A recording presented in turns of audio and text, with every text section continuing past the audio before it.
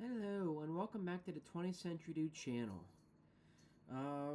Well, as you can probably tell, I did this to myself once again.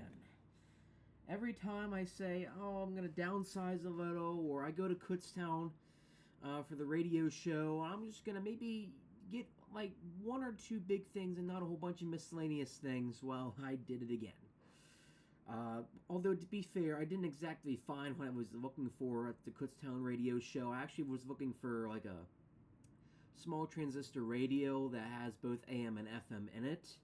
But unfortunately, I did not find one there, at least one that was working, that I was looking for. So now that I think about it, I'm kind of kicking myself for getting rid of that small little AM radio one that you saw in a previous video. But anyway, we're here for pickups, and of course I'll tell you some stories from the Kutztown show at the very end of the video, so stay tuned for that, or just skip down to the bottom in the time code below if you just want to hear little anecdotes from the Kutztown Radio Show. So, we always start with CDs. We'll start with a long time ago in a galaxy far, far away. We have the Attack of the Clones soundtrack from John Williams, so that's pretty cool. Not my favorite prequel. I don't think it's really anybody's favorite prequel. It's definitely my least favorite, even in terms of the soundtrack. Like, all those 6 original movies, they had fantastic soundtracks. This one was just my least favorite. I just tend to like maybe 1 and 3 soundtrack a lot more, but yeah, it's nice to own another Star Wars soundtrack in my collection. And funny enough, actually, put in this movie the other day, and my cat was watching it too. She seemed very amused by all the airplanes, but here we have the Top Gun soundtrack.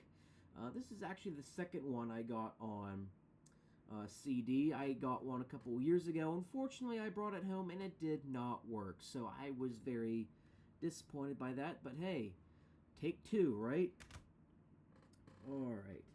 Now we're going to get into some Christian CCM music. We have one of Skillet's earliest. We have Alien Youth. Unfortunately, even though it was sealed, it was a little cracked.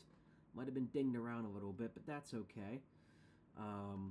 So we have that from Skillet, and we actually have 2 Audio Adrenalines. First up, we have Bloom, their album Bloom. I have this on tape as well. Although I think it was pretty much like one of those dub tapes back in the day where they had to make like copies and whatnot. So here's the Audio Adrenaline album Bloom. And then we have some more Audio Adrenaline. We have Some Kind of Zombie. So this is the one after Bloom, I believe it was.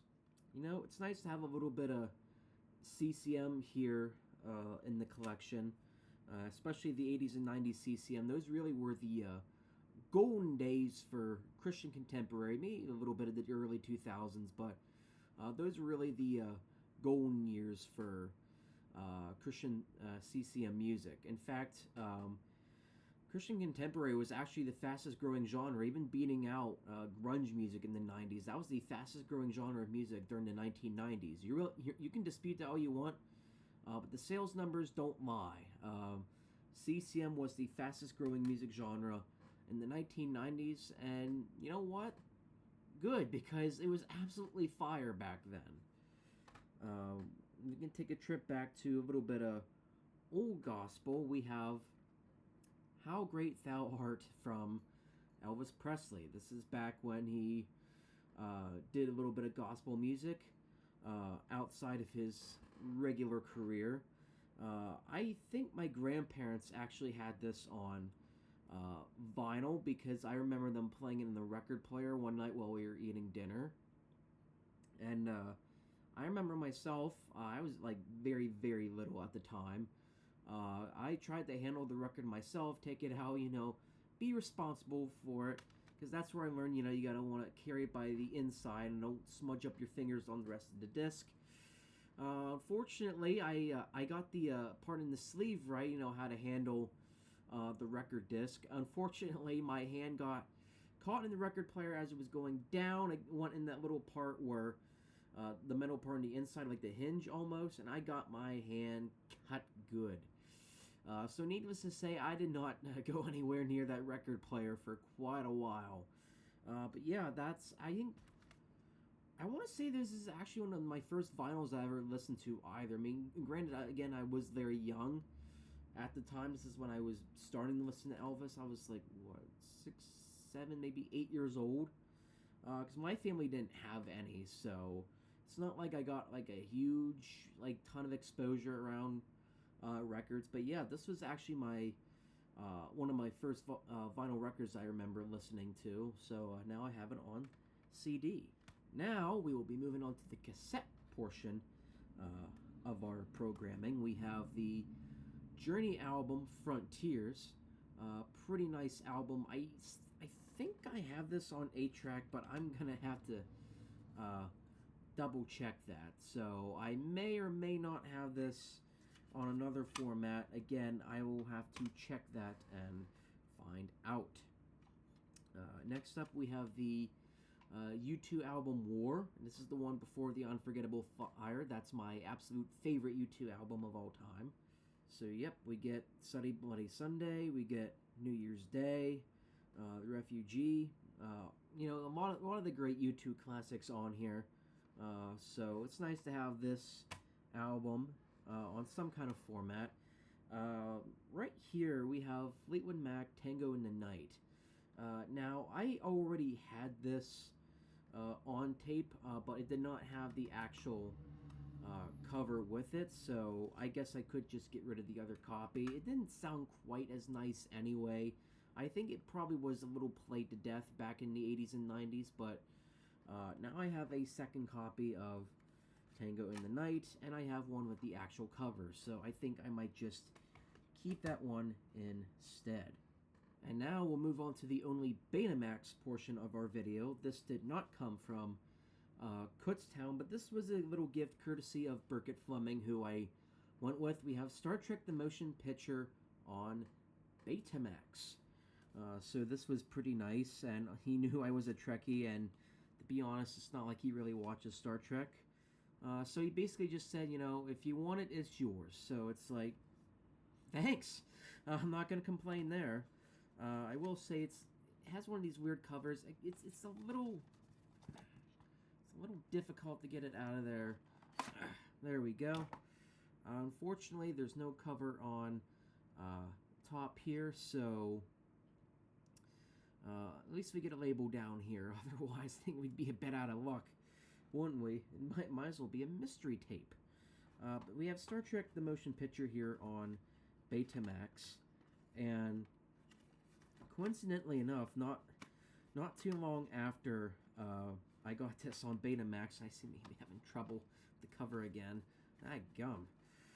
Oh, I gotta be careful. Alright, I'll deal with that later. Anyway, no sooner after did I get that tape. My parents they got me that whole stack of CDs. Star Trek The Motion Picture was in there. Unfortunately, it's only 2/3 of the film because it was only part 1 of 2 discs. So, being I don't have the second disc, I might as well just keep it for wall art or get rid of it or whatever. But you know what? I did just get the Betamax, so it's like, I'm not going to complain a whole lot. I also have the film on Blu-ray, and also it's that special longer cut on VHS, so, I mean, it's not like I'm going to be running short of copies of Star Trek The Motion Picture anytime soon. And one of these days, I'm going to get this, there we go. I was going to say, one of these days I'm going to get that back in the cover. It's back in now. Good, alright. We only have 2 Laserdiscs down there that I got. So there was actually, somebody had a stand, they had 3 crates of Laserdiscs, about 5 each. Honestly, would I've gone more if I really wanted to? Sure. But unfortunately, you have to, slap on the wrist, know when to limit oneself. You gotta, don't go crazy, So I decided, let's just stick with 2. So I picked out 2 movies that I have not seen before. We have Jason and the Argonauts, which again I still need to get around to. So there's Laserdisc number 1. Laserdisc number 2 was a bit of a toss-up. It was either pick something you haven't watched, or pick something that you have seen and get another copy of it. So I could have picked up Forrest Gump. It's one of my favorite movies of all time. The Lion King was also there. I was half tempted to actually walk away with that. But then I saw this. This movie is actually the downfall of, if you're familiar with the company, Kuroko Pictures. This movie actually made them bankrupt. This is Cutthroat Island. It's a little swashbuckling film from the 90s. I don't know. I don't have like a consensus on this film because, again, I've not seen it. So I will have to watch it and find out if it's worth keeping, then I'll keep it. If not, well then, goodbye, Cutthroat Island. So that's it for Laserdisc. Now it's time for VHS, and we do have a good handsome stack here. We'll start with the Karate Kid ones first. We have 3 of them. This is Karate Kid 2. I already have Karate Kid 1 on tape. I've had it for years, but I've actually not continued through the rest of the series. I've not gone to, there's like 5 or 6 movies I think they have now. There's that Cobra Kai show, but I don't really have the time to be watching a whole lot of shows right now, so chances of me going through and trying to start a show from start to finish is, might be asking for a bit much, but I figure movies might be a little more okay time-wise. So we have here Karate Kid 2. Now I actually have an excuse to watch the movie.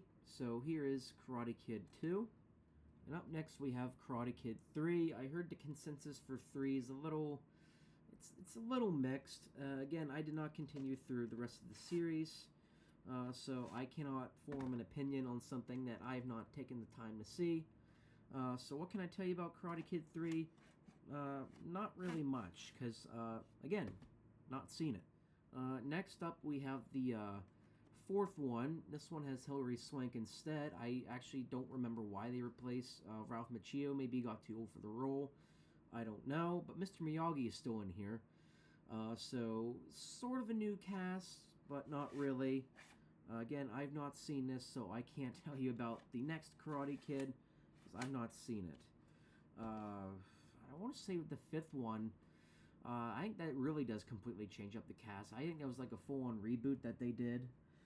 But anyway, so up next, and this one's this tape has been sitting at Kutztown for years. I actually convinced the guy to lower the price or cut it in half a little bit, because he wanted a whole bunch of money for the tape. I was like, nah. So I think he managed to cut it off at like $3 to $4 or something, which is more than I was willing to pay for a tape that honestly was not sealed. But it's like, considering I don't have the movie in my collection, whatever, it is the Blues Brothers. I've seen the longer version. Burkett had that on a special collector's edition on Laserdisc, but I actually have not seen the regular cut of the movie that everyone is familiar with. So now I can watch that and make a comparison there. This one, I think it's a movie. Might be part documentary. I don't know. It's called The Glenn Miller Story. This is one of 2 tapes I got from Burkett, basically for free, of tapes he was trying to sell. So I picked it up because obviously no one was buying it. So this is The Glenn Miller Story. It has Jimmy Stewart starring in this, and it's about the Glenn Miller Orchestra. So that's it for The Glenn Miller Story. We have, and I've not really watched a whole lot of this comedian from the 50s. It's Red Skelton. I bet you your grandparents and great-grandparents are probably familiar with Red Skelton. We actually played this tape on a free plasma TV we found in a free pile.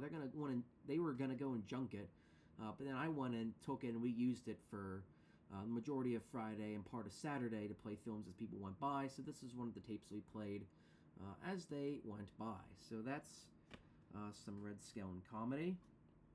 And now here, I have an excuse to watch the film. It's Rain Man.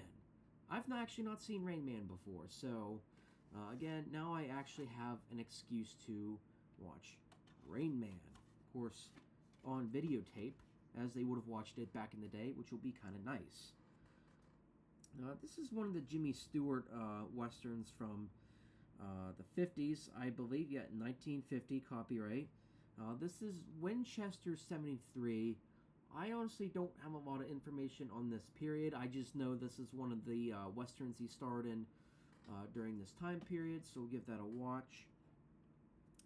And last but not least for tapes, we have here, actually sealed, brand new, A Christmas Story on videotape. So it'll be nice watching that at Christmas on videotape.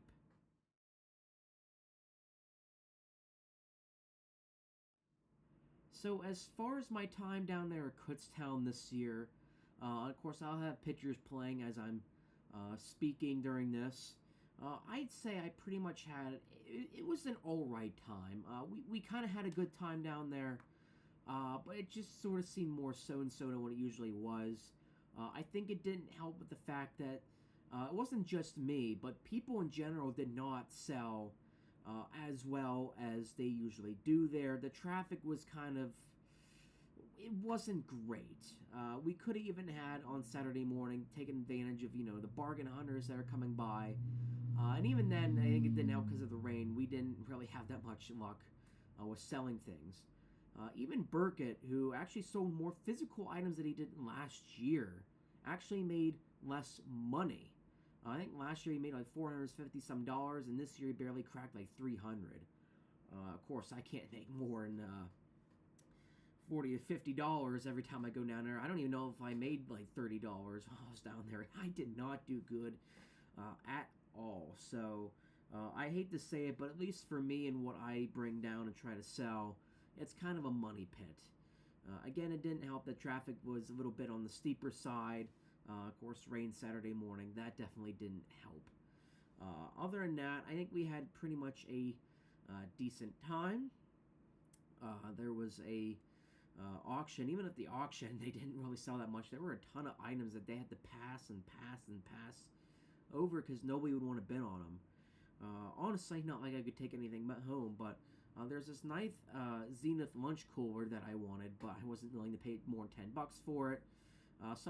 Whoever paid $17.50 for it's like, well, I hope you enjoy it. I was not willing to pay $17.50 for that cooler. I mean, it was nice. I don't think it was worth that much though. But anyway, we had a decent time at Kutztown. Of course, we had some nice conversations with other vendors that were down there, other collectors. Which is definitely the nicest part about the Kutztown Radio Show, is sort of the camaraderie that we have with each other. Even if you don't sell well, your disappointment kind of fades after a while because you just have a nice conversation with these people. And, I think sometimes getting to know some of the people and their experiences and talking with them, that's probably more important at the end of the day than what you ultimately sell. I mean, there's a guy that comes down there specifically to sell radio parts, and he usually actually doesn't sell that much usually, but he admitted that he comes down so he can basically associate with everybody else, see what they're up to and whatnot. But I will admit, I think maybe part of why things weren't kind of as high as they usually are is just that the whole antique radio and TV sort of hobby, that is, I think, kind of slowly becoming a thing of the past. It's not exactly resonating with a lot of people my generation. I don't even know if even the millennials before me, if that's something they resonate with. I mean, we're talking like people who fix up like old radios, cylinder machines even, antique TVs. Some of them will even bring like, their hi-fi stereo decks and whatnot from 70s, 80s, early to mid 90s, that kind of stuff. But it seems like that's really becoming a thing of the past. It's almost hard to keep invested for some of them, and I know some of them are older, some of them have already passed away. It's hard to keep invested because the younger generations are simply not interested, or they are interested, but they don't want to do the fix 'em up part. Which, I mean, for the fix 'em up part, I kind of understand. I'm not honestly good with my hands. You don't want me to fix up anything. Trust me, you don't want me to fix up anything. So it's just kind of hard to get into that hobby for people my age because they don't really want to invest in this, or they don't have an emotional attachment like their parents, grandparents, or even great grandparents had in this old technology. So this might be slowly but surely becoming a thing of the past. We'll try to keep it as alive as we possibly can. Um, but I have a feeling there will be some dropouts here and there as we keep going back to Kutztown because, again, it's hard to get new people interested in this field. Even we have 2 pavilions outside, for vendors to put their stuff in. I wouldn't be surprised if in a couple of years they just truncate it down to 1. I would not be surprised at all. But other than that, Burkett and I, we had a decent time. Again, Burkett actually sold half of what he brought. He actually managed to find a wire recorder as well, something he's been looking for years at Kutztown. So stay tuned. There might be an Is It Broke or Fixable episode on that. So he actually found a wire recorder, so that was kind of nice. I mean, did he make as much money? No. But physically, he did get rid of a lot of stuff, especially Saturday morning. He did exceptionally well on Saturday. So he did very, very, very well. As far as what I brought, I had, 2 boxes of DVDs and tapes, stuff I needed to downsize with or just didn't want to keep anymore. Maybe I didn't like the movie or the tape or whatever. As far as one of the 2 radios I brought, I did sell the one radio. I didn't sell both of them, although to be fair, I'm kind of fine with the fact that the other radio didn't sell because I really didn't like that one, so maybe now I actually have an excuse to keep that one at home. Additionally, there were a few other miscellaneous items, the stack of CEDs. I did bring down a couple of Laserdiscs of movies I didn't really want. But I didn't do so hot. So it was honestly a money pit weekend for me. I found some nice stuff, for sure, but on the other hand, I wish I did better sale-wise. But you know what? You downsized a little bit, brought some stuff in, but you got rid of some stuff.